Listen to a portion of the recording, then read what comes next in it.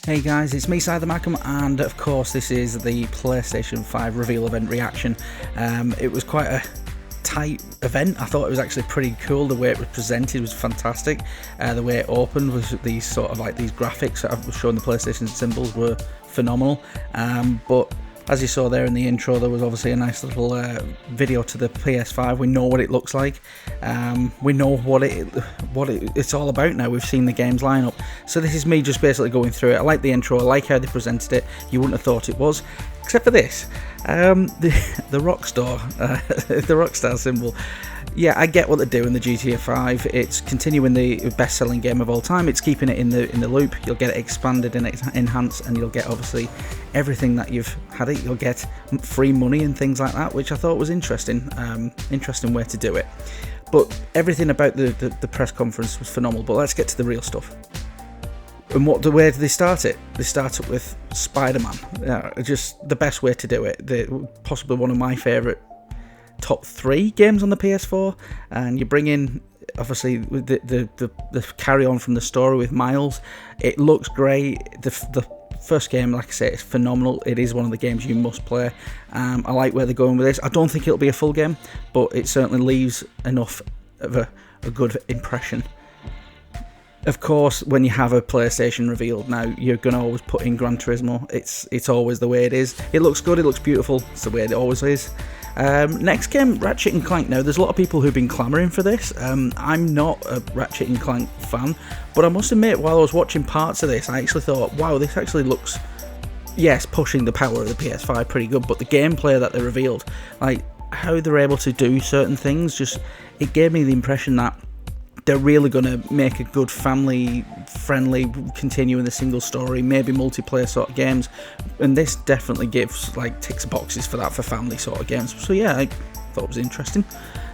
We got other games coming along, which obviously some of them are going to be a little bit more darker, some will be a little bit more interesting, some really creepy and stuff like this. I just thought this looked pretty interesting, certainly with the graphic capability. So whether or not Project Athia is good, I'm not so sure. Yes, the PS5, we were wondering whether or not they were going to show the box. Obviously they did, as you will get to the end. They did want to, I think when they showed this midway through, the beginning to midway through, giving information about the console and about the obviously the DualSense as well. I think we were destined to see the console. They weren't going to give some facts about how the console works and what it does, and not really delve anything into it. They did leave a reveal, which I was a little surprised they didn't go into deeper. But the launch titles, the exclusives, it looks, I tell you what, the PS5 is shaping up to be pretty damn good.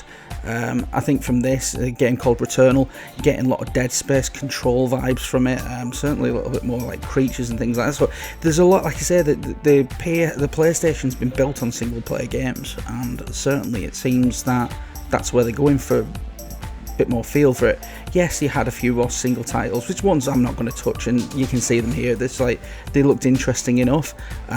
Probably not ones that I'm going to rush out to go and pay any money for, but certainly I can appreciate what they're all about. Bugsnax was quite interesting to look at. This I actually quite like the look of. It had like a Twisted Metal Destruction Derby meets Overwatch sort of vibe, and I actually think it'll be pretty cool. I reckon that'll be a really good multiplayer game, kind of Rocket League as well. It gives you a little bit of impression of that. So whether or not it is like obviously something which I'll delve into, I don't know, but Destruction All-Stars looks alright. This I thought looked really good.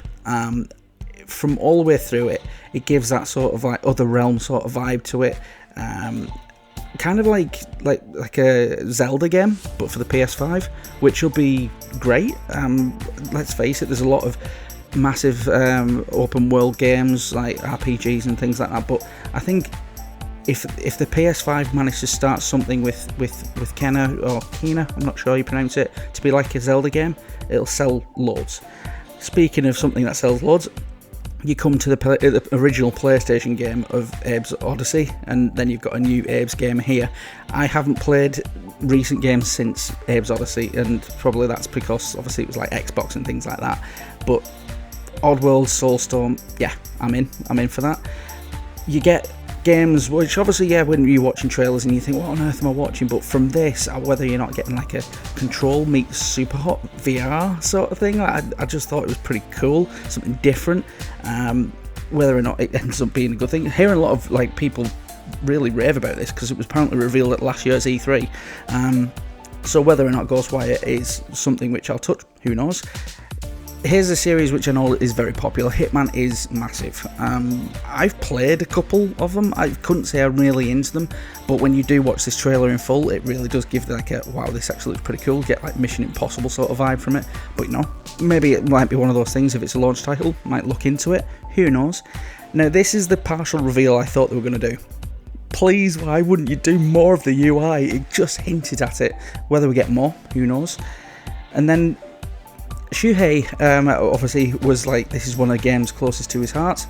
It's a Demon Souls game. Now, I've tried Bloodborne. I should actually go back and play it, and Bloodborne apparently is fantastic.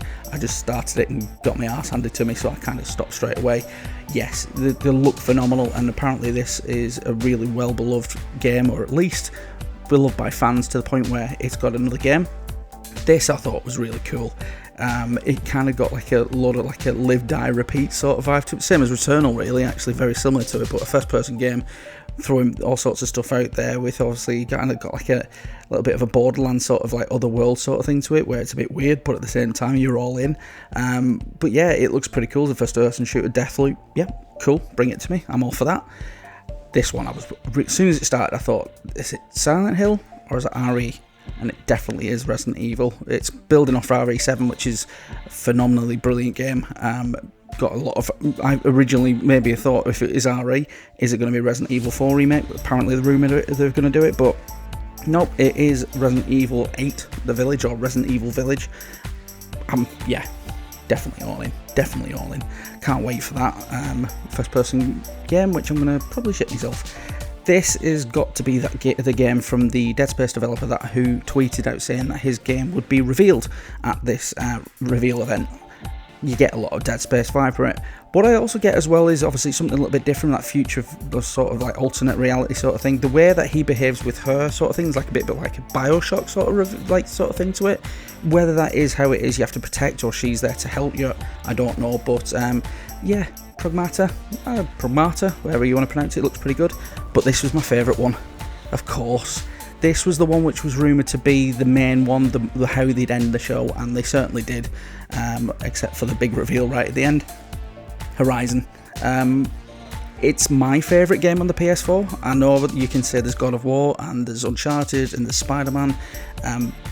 Horizon Zero Dawn for me was a masterpiece. It was absolutely phenomenal.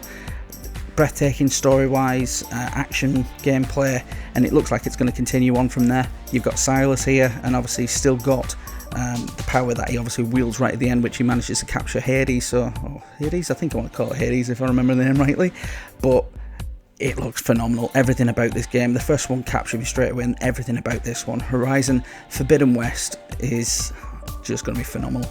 And then we got the console, and it's, for me, I've already seen the comments of what people are saying online, that it looks like someone's like a wireless router.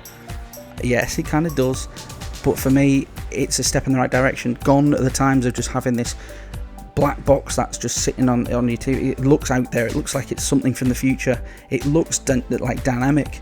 And one of the big things about the reveal was there's going to be two of them. You've got the first one here that they're revealing is going to be what you would expect to be the standard. It's got a disk drive, everything ready to go, USB port, blah, blah, blah, blah, blah. But then they completely changed it all up. And they're producing a digital only, which will be two different price brands. And now, let's face it, they want you to get out of buying discs and want you to get into downloading everything.